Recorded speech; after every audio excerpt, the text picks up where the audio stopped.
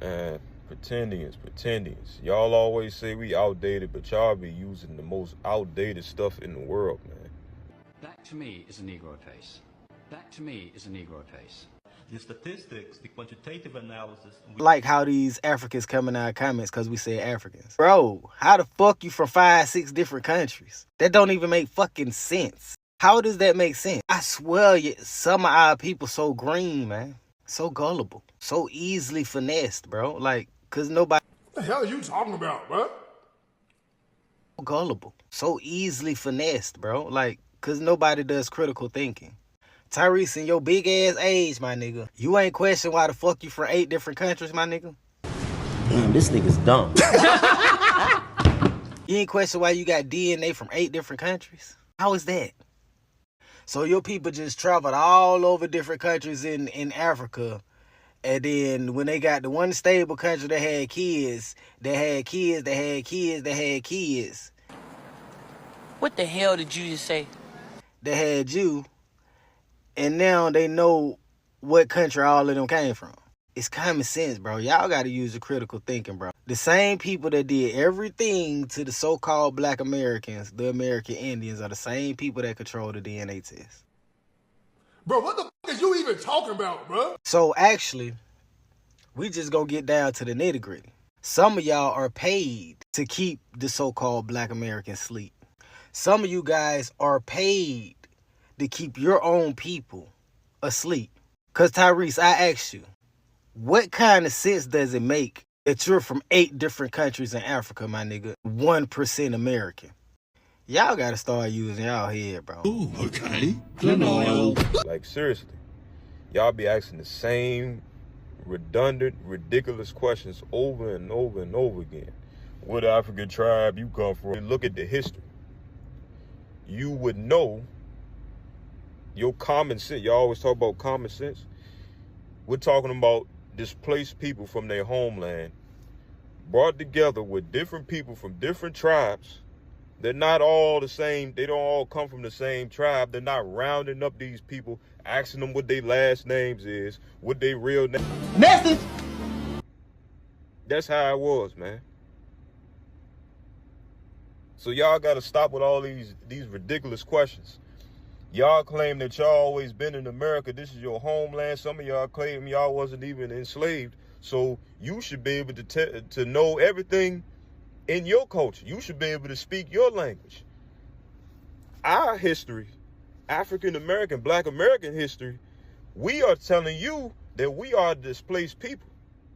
Our history shows that we are a displaced people. You in your homeland. This is your homeland. This is what you claim is your homeland. You always been here. You've been here since the dawn of time. Some of y'all claim you never was a slave. Your family wasn't a slave. Nothing happened to you. So why y'all ain't speaking your indigenous language? Why y'all not practicing the same exact culture as you used to practice? Message. More than likely, the majority of the people that we descend from of African descent probably got here in around 1730. That's when this started. You do have people who descend from earlier people that came in the 1600s. But by and large, most of us, matter of fact, I would say all of us, will have some connection with the people who came here after about 1730. Also, we not only descend from the Africans who sold other Africans, we also descend from the Africans who sold other Africans. It wasn't a constant one people in power type thing. There were times when the Yoruba may have been more powerful than the Igbo. There were times when the Wolof may have been more powerful than the Fulani, and vice versa. We descend from all of those groups. So we can't just point a finger as like they sold us, you know, because we were a part of it. Big up Virginia. Say it again. Dumbass nigga. You a Lewis, nigga. We Lewis. Like, you trip. Like, my granddaddy, Tony Lewis, you know, Cujo Lewis, bought the last slave ship to Mobile, Alabama. Yo, you don't know about your history, though, do it. You know about your history, Vlad? You don't even look at shit like that. Look at you watching horses and hot dogs. So it's nothing more disingenuous than a pretending FBA. They always say, show me the African that came off the boat, right? Most of our ancestors got here between the years of 1730 and 1808. Right? The numbers bear out that. We go to slave voyages. We can go anywhere you want to go This is what the numbers bear out. The Bight of Biafra flooded Virginia, bro, early on, which caused a lot of Igbos to be in Virginia, which is why a lot of people that have Virginia ancestry or South Carolina ancestry by way of Virginia, they're going to have high Nigerian counts. Because at a percentage in time, or at a specific time, there was a high percentage of Igbos that got caught up in the trade. Right? Early on. Right? 1700 to 1780 type shit. Then you got to think about the migration path in which they went leaving Virginia, dispersing Virginia.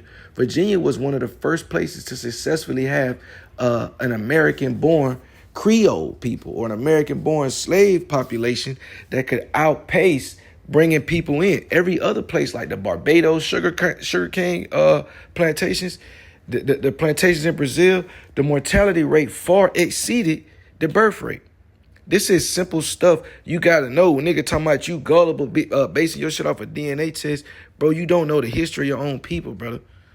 Right? You know it wasn't just one group of people coming over here. Do you not know that?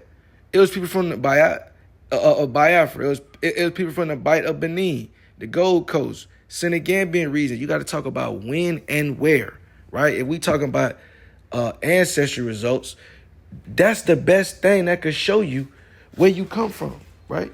That's the best thing. Let me insert this video real quick, right? Give me 2 seconds. What I'm about to show you is the reason why I am advocating for more provisions to be made for more continental Africans to take DNA tests. So this is my DNA test result on Ancestry. Coming over here to the matches section, you can see I have 2,466 DNA matches, and these people are third cousins, fourth cousins, scattered all over the United States, and a couple of them in the Caribbeans. So this is me, just one person, having more than 2,000 DNA matches, cousins, most of them in the United States, African Americans. What this means is, because of me, lots of these people who are willing to connect with their African ancestry will be able to determine what ethnicity they are from or what family they are from because of my DNA. Now imagine if more Africans are able to take this DNA test. Imagine the number of African Americans who would be able to connect with their ethnicity or with families in Africa because of these DNA matches. I know there are lots of people who take DNA tests, African Americans who take DNA tests and believe because they don't see any African matches on their hand, they think they do not have African ancestry. But the case could be because there are not enough African DNA samples in these databases for you to find a match. And this would change if more Africans are able to get tested. Let me know what you think in the comment section. Right, it's not a hard concept to understand at all. Right, more Africans get tested, the more DNA that's in the database, the more people that you're gonna match to. This guy took a test, he matched with 2,200 people. Majority of them in the U.S., right? Fourth and fifth cousins. Right, that's beautiful. That's what they said it don't exist. We got people like that all over the place, right? I got African cousins that I match with, right? I'm 30% Nigerian, right? I'm 30% Nigerian according to my DNA because I descend from people from South Carolina by way of Virginia. I did my genealogy. I know where my ancestors came to South Carolina from Virginia. I could trace my ancestors who came.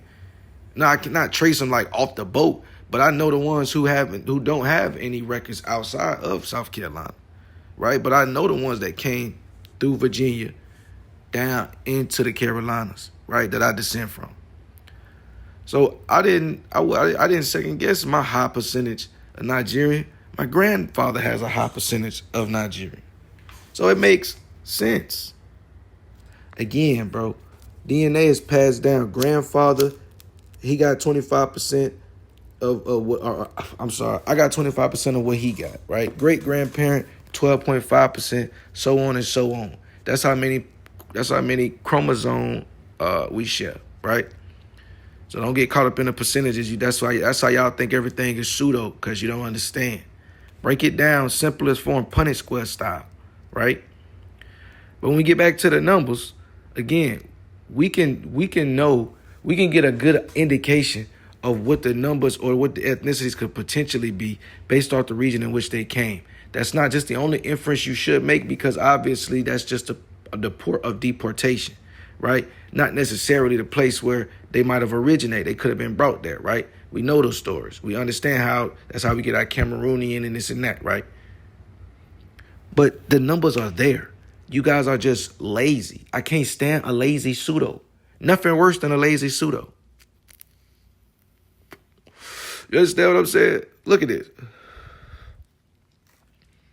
Just to the Chesapeake alone, 45,000 Africans came from the Biafra, bro. Think about that. Just in the Chesapeake area alone, Virginia and Rhode Island, bro. 45,000 from the Biafra.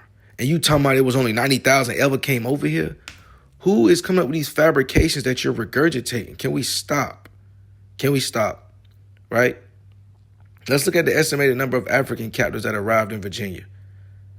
Everybody always says, oh, all the Africans that they was documented as Africans actually came from the Caribbean. It's actually a far less percentage of Caribbeans that are documented than you are trying to lead on. Percentage, the highest percentage of documented Caribbeans that was taken into the Americas as slaves came in the 1730s and the 1740s. And that peaked at 25%, bro. Peaked at 25%. Firmly entrenched in Chesapeake historiography, however, is the belief that many of the region's slaves were a mixed lot of seasoned hands, or perhaps were Caribbean-born Creoles, brought from the West Indies after a long period of ecological and cultural adjustment. This belief is little more than a myth, sorely in need of revision. Right? The numbers, the data has bore this out since 2001. I don't know why you're still running around with this lazy pseudo shit, bro. The sex ratios amongst the captives from the Bight of Biafra were nearly evenly balanced. So Igbos in the lower Chesapeake had a greater chance to find a mate from the same ethnic group and perhaps retain more elements of their homeland culture. Again, this is known in 2001. You lazy pseudos out here speaking on stuff that you just choose not to look at because you're regurgitating things that you've heard your favorite content creators say. And I understand it. I'm not judging you for it. I'm just saying it's time to elevate past that. Right? One potential drawback of using slave trade statistics is that they usually don't include intercolonial slave trade. That is, slave voyages which didn't embark directly from Africa. For Virginia, it's often assumed that West Indian slave ports, mostly, Barbados and Jamaica, played a big role. While this did in fact occur regularly, its overall significance might have been overstated. Less than 15% of Virginia's slave imports originated from the West Indies in the early part and less than 10% in the latter part, bro. And this was known since 2014 based on and bore out by data statistics, what we got from firsthand documentation. Again, the estimate of African-born in the Americas is well documented, especially in Virginia. Virginia was a place that they Christianized the ability for the intercolonial slave trade. This is where they got it from. This is where they mastered it. Again, I said earlier in the video, many slave plantations, the mortality rate did not exceed the birth rate in other parts of the Americas. So do your homework, gang. Stop being lazy pseudos. Stop denying regular stuff, bro. It's a paradox of ignorance for me to continue to go in a circular conversation with you when you're not even picking up a book and looking at the shit you're making an argument against. I would be doing myself and society a disservice by continuing to engage with you in that manner. No, you must adhere to some type of methodology. Otherwise, you do not become worthy of a conversation, gang. Straight like that. And it's your boy, look, man, I'm finna stay swift to keep from getting swift. Get your ass in the books. Find you something that you could look at, that you could recognize as that's real. Find a genealogy that you know is yours and get a goddamn methodology, man. I'm out of here.